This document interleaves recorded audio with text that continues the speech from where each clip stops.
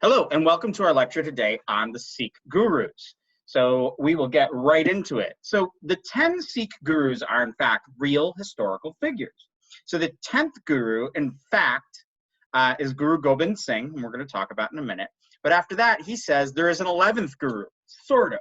The sort of spirit of the Guru is then incarnated and placed into, or only resides in, the Adi Granth, the first book, or the first sacred Sikh book that contains the writings of Guru Nanak, the first through the 5th, who is Guru Arjun, and then the 9th Guru. All of those are contained in that text, the Adi Granth, which is also called the Guru Granth Sahib.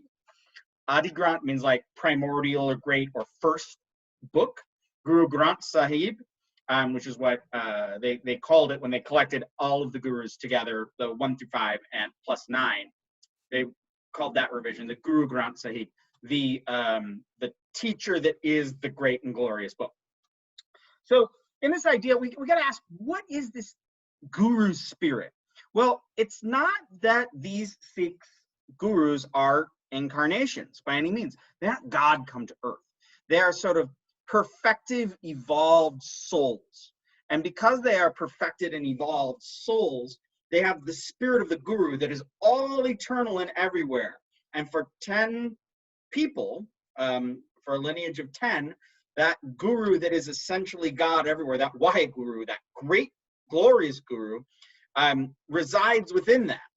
But it does not become them. They're not incarnations of Waheguru. They're just great representatives that spirit is within them in a perfect manner. And then after the 10th one, the 11th Guru becomes Waheguru, this great Guru who is everywhere, but is also in the book. And the closest connection you can get to that Guru spirit is in the book of the Guru Granth Sahib. So all of these characters are neither spirits nor gods or whatnot. They're men who have this, they have this perfect connection to the Waheguru. Now the idea is other people today can have that too. You can get that too. You can still evolve that. This isn't like Jainism where there'll never be an enlightened person again. Everyone's duty in life is to move forward and spiritually evolve and connect to that Waheguru, connect to this message of Sikhism. To be a Sikh, to be a Siksha, to be a student of the book and a follower of the Guru, whether he be the Guru on earth, the Guru in the book, or the spirit of the Guru in the community throughout the world. I wanted to note that none of these guys were renunciates. They were all married and they had children. They had varied commitments to literature, mysticism, martial arts, and the military. They're really different people. They're not like the same spirit that is incarnated every time. They're unique. They all had their names changed to Singh, which means lion. They all had their names changed when they became the Gurus, but it's only the 10th Guru who changed his name to have the last name of Singh, along with he changed the last names to Singh of all his initiates, which means lion. All right, so let's talk about Guru Nanak, who, you look at pictures of him, you just get filled with this just sort of happiness. And he's usually depicted with his hand up here, which is like a blessing, and it's the Abhaya Mudra. It says, have no fear, there is no danger. When someone does like that, have no fear, there is no danger. So I'm going to talk a little bit more about Guru Nanak than the other Gurus, and then I'll go through the other 9 of them. So Guru Nanak, who's often just called Baba Nanak, Father Nanak, is born in 1469. What's interesting is that about the age of 30, he left his family, and he wanders all over India. This is called the Udasis, the various travels of Guru Nanak. So they range from, and when we hear about these Udasis, you hear about him going all over the Arabic, Indian, Muslim, even the Chinese world. And these can be really funny stories. They can be more somber. And we read some of them in Hugh McCloud's chapter for the day. So in this, we need to understand how these stories work, these stories of his journeys. We got to see that he wandered about, that he contacted so many other figures. And in the stories of his wanderings, he interacts with yogis and Sufis, holy men.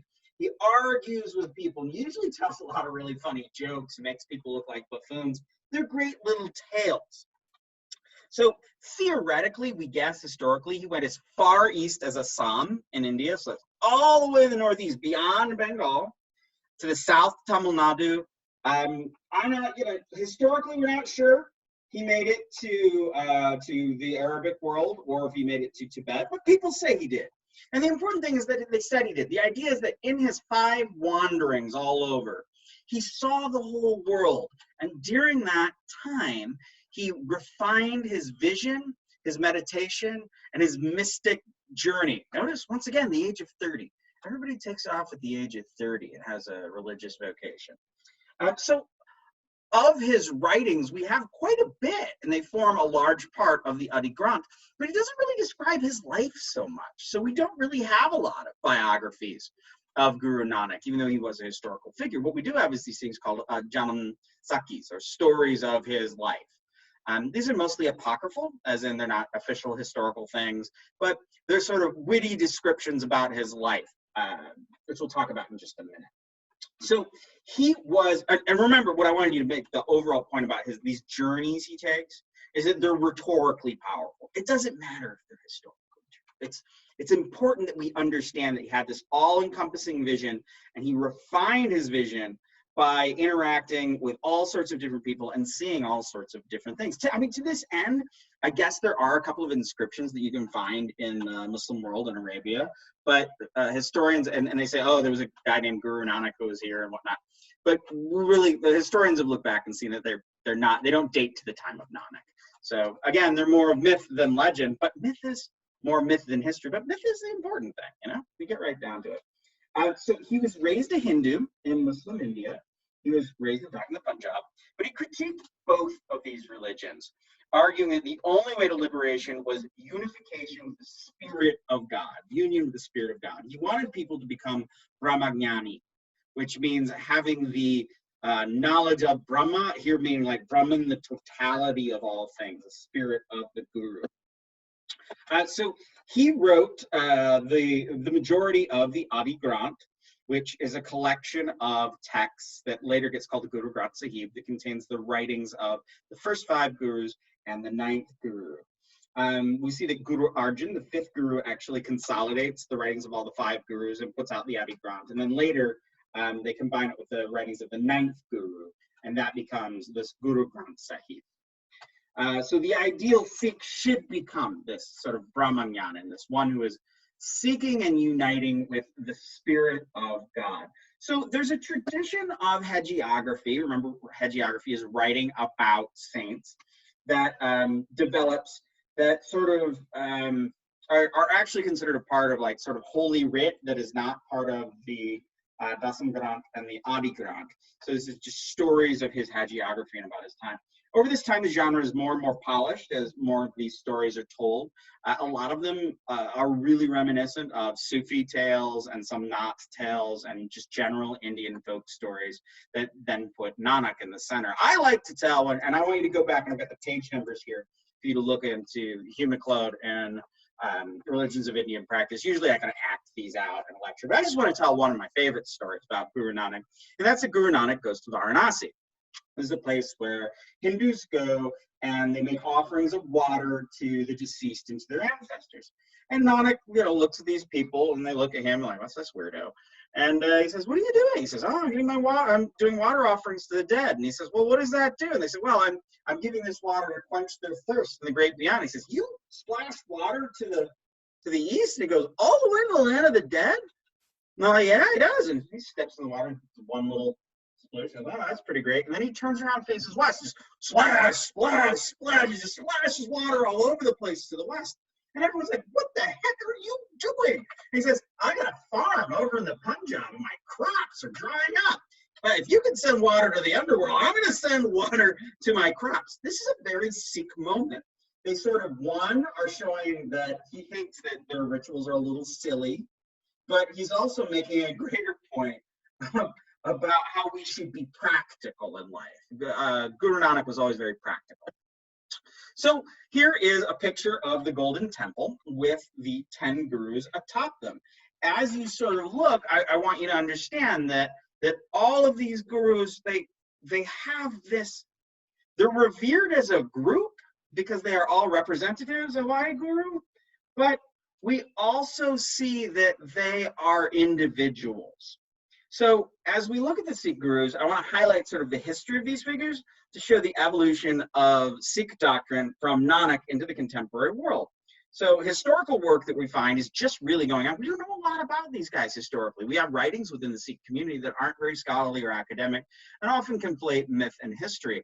However, since the last 30 years, we actually have departments of Sikh studies, and we have scholars inside and outside of the community that are putting historical lenses to try to understand these people more. And you really can, because you can go look at their inscriptions, you can look at what other people said about them, you can look at the records from the Mughal courts, you can look at land inscriptions from the Punjab, you look at the things that rival religious groups were saying. So we have a lot of data to understand these figures of this religion that is so often ignored, despite it being, according to many people, the 5th largest religion in the world. So we got 10 gurus, starting with Nanak. I'm going to review Nanak very quickly here. So Nanak from 1469 to 1539, he is a proper Hindu, or he is a proper founder. And the interesting thing is, at a young age, and this is another story that they tell often, he sort of disappeared. And people went looking at him, they couldn't find him, they couldn't find him. Then he showed up like out of the wilderness. It was like, there is no Hindu, there is no Muslim. And that was the beginning of his sort of divine vision and his mystical experiences that caused him to set up Sikhism. At the age of 30, he went and wandered about India. Supposedly, he spent 24 years of the 70 years of his life on the road. He's widely said to have made these 5 journeys. The first one, he went all the way to the east to Bengal and Assam. The second one, he went south towards Andhra Pradesh and Tamil Nadu, all the way down to the south of India. To the third, he went north to Kashmir, Ladakh, and Tibet. On the 4th tour, he went west, made it to Baghdad and Mecca. So this guy got everywhere. And then the 5th one, before he just completely settled down, he just traveled around the Punjab. And that was the point where he really started speaking and preaching and consolidating what would become the Sikh community in the Punjab. He wrote profusely, and he collected mystic verses and scriptures from all over India, which is why we have verses in his text from Kabir and from the Nath Yogis and from Hindus and Muslims alike, all of the one sort of singular vision that the goal is unity of the community and unity with humanity and service to humanity, and union with the one, with the guru, with God. Remember, God in Sikhism is either monotheism, there is one entity, or monism, all things are one. So in his Udasi, here's his Udasis. As I said, you can see that he traveled, and these are sort of color-coded, as far to the east as Assam, as far to the west as Iraq and Baghdad, as far to the south as near Sri Lanka, all the way up into Mongolia and Tibet. That's a lot of road he traveled in 27 years. But if you're going to be a mystic and start a religion, you should know the world a bit. And one of the key things I think that's important about remembering about his Udasis is that these were not only wanderings, but they were communications, where he was exploring all of the religions he could encounter. All right, the second guru is Guru Angad. Now, he was a disciple of Nanak. He was not Nanak's son. We'll see later gurus are more hereditary. It goes down family lines. So he was born a Hindu, just as Nanak was born a Hindu. And he even worked as a pujari, or a temple priest, for the goddess Durga. He was what we call a Shakta, one who worships the feminine power in the world. He was very close to Nanak. He loved him so much. And when he became the guru, he took on this name Angad, which means like of the body, or like as if he was a very limb, as if he was the very arm or hand of Baba Nanak. So Guru Nanak, he instituted langar, which is communal eating, and seva in langar. Seva means service. So he set up a system where every day people would go and they would be fed, and they would sit on the floor, and they would share a simple meal of roti, so Indian flatbread, dal, which is like lentils, and maybe a little vegetable inside, but mostly roti and lentil. And he had a whole system for how people should behave, and the people that served them were supposed to not, think about caste or sex or anything, and they were supposed to see the place as being a relaxed, restful, spiritual place. So it's a communal meal that is characterized by the people eating being calm and restful, and the people serving it seeing it as religious actions. I know I had a teacher a Sikh teacher, and I won't mention his name because he was an academic teacher and he was drummed out of the academy for sexual harassment. And I don't teach his works anymore. But he did tell me this one thing one time, and several of his students also mentioned it. He would say that when you go into the Gurdwara and you sit down, you hear the singing, and then you go and you eat, your blood pressure should drop. A Gurdwara is this calm place, and langar is a calm place. And all the people working in the Gurdwara should be very calm. They get you to a point where your blood pressure drops, your stress runs away. You're just supposed to literally relax. Now, to make a point on this a little bit more, you've heard the word ashram. It's a space of religious, it's a temple, it's a communal place. They're all over India. They have them here too. But it's ashram. You remember that word shram? Shramana, the strivers. Shram means work. Ashram, a place of no work. You're only being spiritual. You're not doing work. So anyway, so he established langar, this Guru Angad did. He also formalized Gurumukhi, which is the script that, as opposed to the Hindi script of Devanagari, that is used by Punjabis. Originally, he designed it in order to write down and codify and sort of really encapsulate Guru Nanak's vision, but it came to become a representative of not just the Sikh religion, but the Punjabi language. So again, we see this incredible influence on Punjabi and Indian culture coming out of the Sikh community. They codify the very way to write, the very way you make the lipi, make the letters, or their own letters. I don't have a slide with it, I'm sorry. Anyway, so he also was a great lover and patron of wrestling. He actually encouraged everybody to hang out at this Malakara, which is a wrestling arena, and to practice martial arts for health and discipline, and to keep you out of trouble and from getting involved with intoxicants. He said that if you exercise every morning after prayer, you're less likely to engage in tobacco and alcohol. Historically, we know that he met with a Mughal emperor named Humayun. And there's a later argument that Angad blessed Humayun when they met, and that he blessed him to have a long rule. So you see here that, as opposed to later, Sikhs didn't always fight with the Mughals. They didn't always fight with Muslims. All right, so the third guru, Guru Amardas. You see in these pictures, he's old. Well, because he didn't really become a guru until he was 60, and he lived to be 94. So Guru Amardas, whose name means one who gives the nectar, gives water. And we see him hauling water here because he would get up very early to haul water to serve Angad. He was known for being a great devotee to Angad. Now, Guru Amardas was born a Vaishnava, a worshipper of Vishnu. But at one point, he hears his wife singing a hymn to Guru Nanak, and he's inspired. Now, this tells us a couple of things. It tells us that Hindus were singing these Punjabi songs, probably to Guru Nanak. They're dedicated to Guru Nanak, but remember, it's not just Nanak; it's to God. So Nanak is God, but not like he's I'm a guy, I'm God. He is that. God is in him. So these devotional songs, Hindus would hear them and they would think, oh, that's a holy guy. We like holy guys. And they'd also say, that you're talking about God. I like God. We all like God. It's all good. All right, so he was born a Vaishnava, and supposedly he went on a Hindu pilgrimage at one point. He ran into a sadhu, a Hindu renunciate, who said, hey, who's your guru? And he's like, I don't got one, but I should get one. And he goes home and he hears this song. Here's the song from his wife. And he thinks, man, that Nanak guy, that's who I want to be my guru. And then later he meets Angad. He meets the second guru.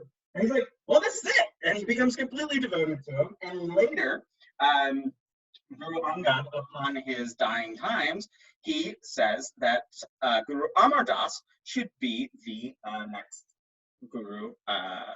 guru of the time, next Sikh guru. So from 1552 to 1574, he serves as the Sikh guru.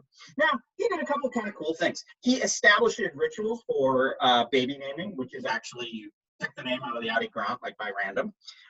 Also, rituals for weddings and funerals. So he's really setting up the sort of nuts and bolts of how a religious community needs to work. What sacraments do you need? And you especially need baby naming or christening. You need weddings, and you also need funerals. These are the sort of nuts and bolts of life. And he was known as being a sort of proto-feminist in the sense that he condemned purdah, which is making women live completely in seclusion away from men, and also sati, so that's widows who would burn themselves on the pyre of their dead husbands, which is a whole intriguing story on it in and of itself. But he back in the 1500s was like, nope, don't do that. Let's see, what else happened to him? Well, he at one point met a great Mughal emperor named Akbar. Akbar the Great, they call him. Akbar was a really synthetic guy. He really got along well with Hindus for the most part. He was a really good and tolerant ruler.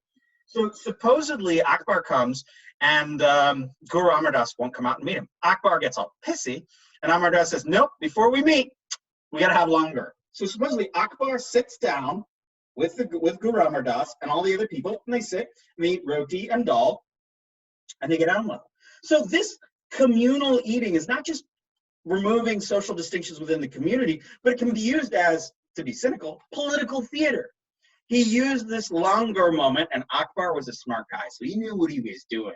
And it was a way that they could like diffuse tensions and come to interesting conclusions. And in fact, they got on pretty well. Yes, so at his death, in fact, well, let me say this first. So he actually selected Amritsar as a place for a special temple. Now, Amritsar becomes a place where the Golden Temple is located, the sort of most holy place for Sikhs. So he's the first guy. He's like, this is the place we're going to build a good temple. There's not really a town there. There's not a temple there, but he's like, this is the place. That's important to remember. At his death, he was cremated, as were all the other Sikh gurus, so you can't go finding their graves. And he had his flowers were immersed in holy water. What am I talking about? Well, when you cremate someone, what's left are these bone chunks and really hard fragments. Hindus generally call them flowers, pul, just as Sikhs would as well. You gather them, and traditionally in a Hindu household, you hold on to them for a year and like make offerings to them and whatnot and blah, blah, blah. And then you go to a sacred river at a specific spot at a specific time and you immerse them in water. So here we see he does the same. And he immerses those flowers in Amritsar. Okay, the fourth guru, Guru Ramdas. So Guru Ramdas was the son of Amardas. So he's the first guy who's actually a hereditary guru, but he wasn't actually his son biologically. In fact, Ramdas was an orphan.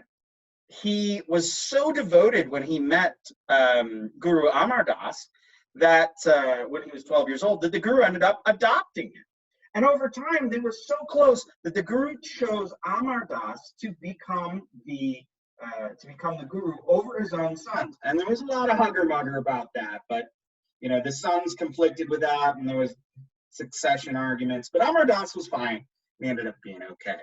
So he established a town called Ramdaspur by that sacred temple that his dad wanted to have, and that later became Amritsar. So Ramdaspur, the place where Ramdas lives. He also built a sacred pool there. And you'll see if you look at the Golden Temple, there's a huge pool around it, like a huge like water tank, that a lot of sort of Sikh communal sort of things happen around that water tank. So we're talking about Guru Ramdas. And he was actually a vigorous leader and community organizer. And I don't really want to get into how this works, but he set up various institutions that would sort of help Sikhs to understand each other and channel money back to the central Sikh organization and help poverty and whatnot. He did a lot of stuff. It's kind of confusing as heck. He also wrote 4 hymns that are used in Sikh marriage rites. He wrote quite a bit. I mean, he had, I think it was like 688 of his hymns make it into the Sikh scriptures. So he appointed his own son, not an orphan, to be the next guru, who is Guru Arjun, who has a difficult life, to say the least. So Guru Arjun was the youngest son of this 4th guru, of this Guru Ramdas. Now, he was the first guru that was actually born to a Sikh family, because his father was a Sikh. So he was born and grew up in a Sikh household. Also, he's the first guru who was martyred. There'll be another guru who's martyred that we'll see later. Some gurus get killed in battle. 2 gurus are martyred. So what happens is, Guru Arjun is this like really great scholar in a lot of ways. So he collects and prepares all of the writings of the gurus before him and his own stuff, connects it together with about 15 writings from other different saints from what we call the Sant tradition, or this devotional tradition throughout India of charismatic saints that would write beautiful sort of love poetry toward God and against religious orthodoxy. He also set up a system of tithe in which about 10% of any Sikh family's income should go to the greater Sikh organization. You gotta have this, you gotta have money coming in somehow if you want an institution to grow. Sadly, he had refused to convert to Islam when he was sort of fell under the thrall of this Mughal emperor Jahangir. And Jahangir had him tortured to death. Or maybe survived the torture and they had him drowned. Either way, he died miserably, imprisoned, tortured, and killed for not converting to Islam under Jahangir, who was kind of a jerk of a Mughal emperor in general. So the death of Guru Arjun marks the beginning of a sort of militarization of the Sikhs, where Sikhs started, really becoming more military to protect their community in the face of the extensive political and communal conflicts that were going on at the time in Punjab. Sixth Guru, Guru Hargobind. That one's always hard for me to say. I want to say Hargobind every time. So Hargobind. So he was 11 when his father was killed. And then he suffered from smallpox and possibly poisoning and several assassination attempts by the Mughals. Now, the thing is, his daddy got killed by Jahangir. So he's like, I am not into these Mughals. I am not into people killing my father and dealing with my and basically afflicting my community. Now, unlike the other gurus before him, he wasn't much of a writer. We don't have any of his writings have survived. But we know a fair amount about him. We were known that he was known to carry, we know that he would carry 2 swords. Now, remember when I showed you the Kanda before? It's that symbol with a, that has the 2 swords that are called Piri and Miri, the 2 crossed swords. He would always carry 2 swords with him. We see him depicted with swords here, because he had one sword that was his spiritual authority and his spiritual potency, and the other was his temporal, political, and worldly authority. So what goes on with this guy is he had been told by his father that he should set up the Sikhs to be more militant, martial, and forceful, because they were dealing with these Mughals that are sweeping from the east in Delhi and down from Afghanistan, and they were dealing with a really rough political military situation. So he also introduces setting up fighting forces, organizing Sikhs into proper armies, introduces martial arts and weaponry training to Sikhs, and he trained a lot of people. He had a notion of these Sikhs to be like an independent empire. There were empires all around. He's like, we're not just a religious community, we are an empire. We are a rulership without a king, but with a guru, which sort of makes sense. He was the first guru, in fact, to engage in warfare. He engaged in 4 major battles. So Jahangir was the guy who had imprisoned him earlier and has had his father killed. So he got to battle him, and he won.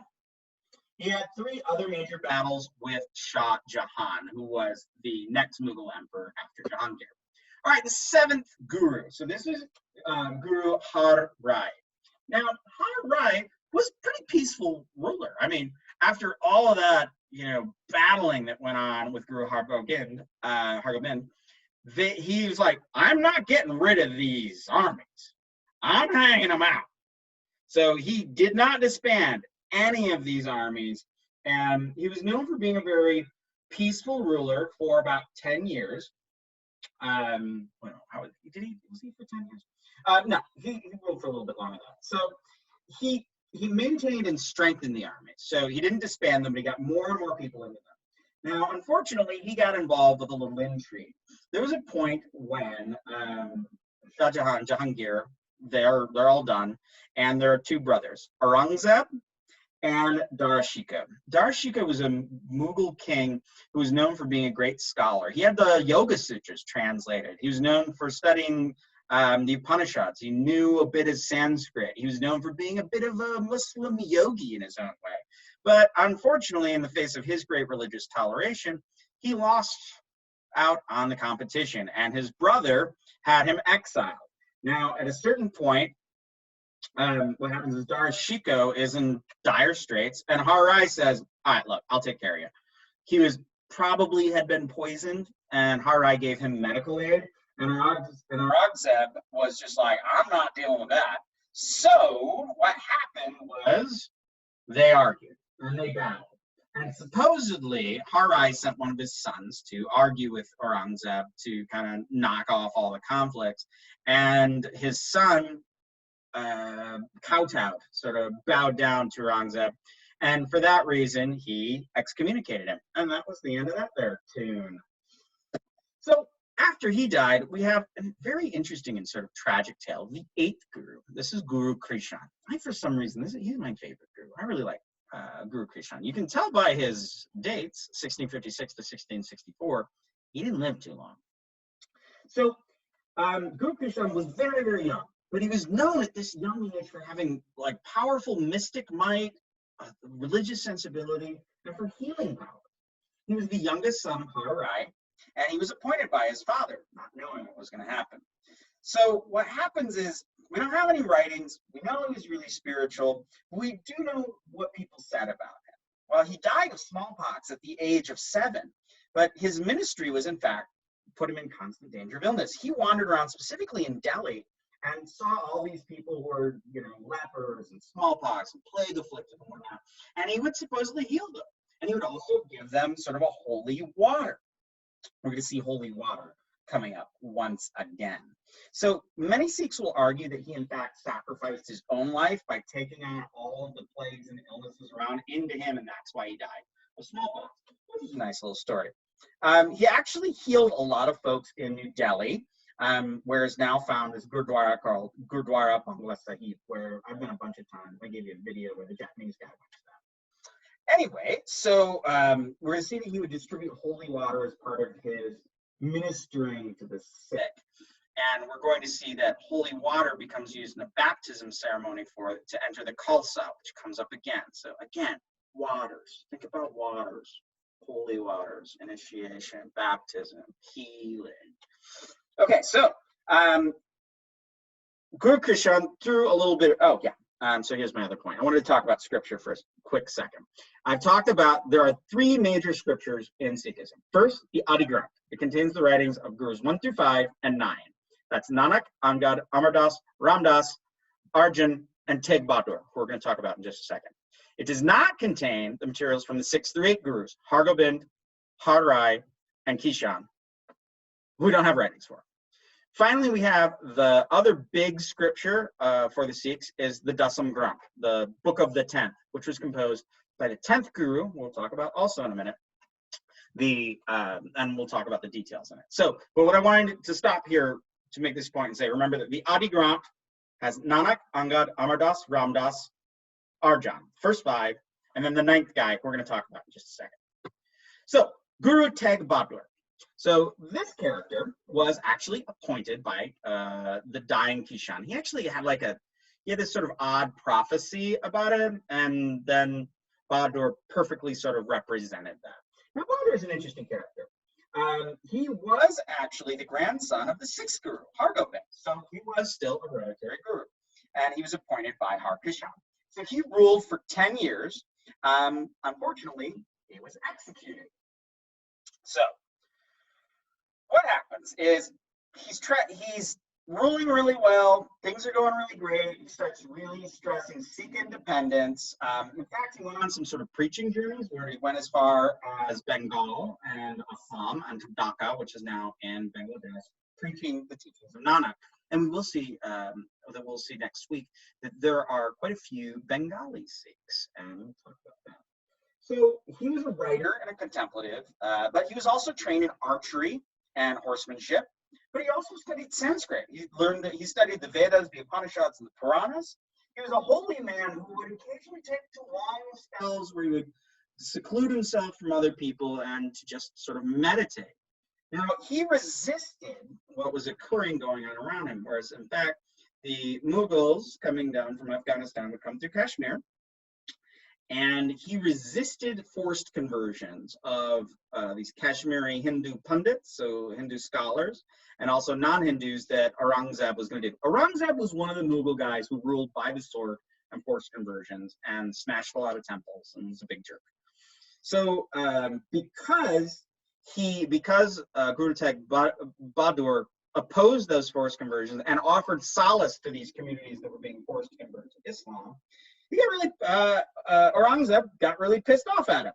So eventually he was executed. This inspired another more powerful turn toward military culture. He was succeeded by his son by the name of Gobind Rai. And we're actually going to see that, well, we're not going to see this, we're not looking at it, but many of his hymns got put into the Adi Granth. All right, the big man, Guru Gobind Rai, who after he initiates the Khalsa, which I've talked about a few times, he takes the name Guru Gobind Singh, Lion, just as all that are initiated into the Khalsa have their names changed. Men become Singh, Lion, women become Kaur, Princess. So if you meet a woman named Kaur and she's a Sikh, she's likely an initiate and her name means princess. And if you meet a guy whose last name is Singh and he's a Sikh and he's got a turban on, his name means Lion. So he's the 10th guru. He's the final guru. He was an incredible figure who wrote a colossal amount. He was a writer. He was a mystic. He was a warrior. He had 3 wives in his life. And he was 9 years old when he took up leadership. And he was also the first person to take up the 5 marks, the 5 Ks, which we're going to talk about extensively later, and to initiate the Khalsa, this sort of, I don't know, the Khalsa is interesting. It's religious authority, but it's also sort of paramilitary. So it's an order of people who are baptized into a higher level of Sikh observancy, but are also connected to sort of Sikh leadership. And in the contemporary world, the voice of Sikhism is very much from those initiates out of the Khalsa. So the Khalsa, as I said, it's a disciplined community that combines spiritual purpose and goals with political and military duties. So when he initiated the Khalsa, he made the sole embodied authority, not the gurus, but the complete Guru Granth Sahib, that is an emanation of God, Vaheguru on earth. So as he sets up the Khalsa, he's also like, no more gurus. He's got like, we're done. No more gurus. Vaheguru is present in the text. Now, he fought a lot, and he was a ferocious, powerful man. He battled just constantly. So he's just fighting and fighting and fighting and fighting and fighting. Eventually, he's sort of trying to get some sort of political military unity, and he fights Aurangzeb, who's the jerk Mughal. And he just fights him, and he wins a lot. And so finally Aurangzeb dies, and he sort of makes some peace with the various Mughals. But, well, one of them gets 2 assassins from the Afghan. They call them Pakhans. 2 Afghan patents from Afghanistan. And they come down and they attempt to assassinate Guru Gobind Singh. And he's a decent age at this time. He manages to kill them both, but later he dies from the wounds. The thing to remember about him, not only was he a powerful military figure who instantiated the Khalsa and really shaped the future of Sikhism, but he was also this great writer. So when you look into his book, the Dasam Granth, the book of the 10th that he wrote, we find everything from devotional tales to an autobiography. He has retellings of stuff from the Puranas and the Mahabharata, like great Hindu literature, correspondences with Mughal kings, war lore, theology, erotic stories. He's got it all. I mean, this is a man's man who was a fine writer. And it was really an interesting character all around. And he was unfortunately assassinated somewhat. He killed his assassins and later died as a result, but what a way to go. Anyway, so there is this 11th guru, we could say. And this is clearly Guru Gobind Singh here. You can tell by the turban, because none of the guys before this, they might have a turban on, but they didn't bear the 5 marks in the same way. He wore the 5 marks, and he wore a particular like blue and orangish yellow style of dress that really showed his connection to the Khalsa. So Guru Gobind Singh declared the end of the Guru institution, and he did this long before he died. He also wrote that the Guru Granth Sahib, or the Adi Granth, is the 11th Guru. So the 11th Guru is the scripture. In a way, the 11th Guru is also the Guru, who is the Guru that is all around at all times. And this text, let's remember that it is the collected writings of prior Sikh Gurus. So the spirit of Guru is present now in the books everywhere, which is why when you go to Gurdwaras, you see them reading from the book and revering from the book, because the book is almost the incarnation of Guru and the encapsulation of all the Gurus before. So the Sikhs continue throughout history, but we are done for the day. Have a good one. I'll see you next time.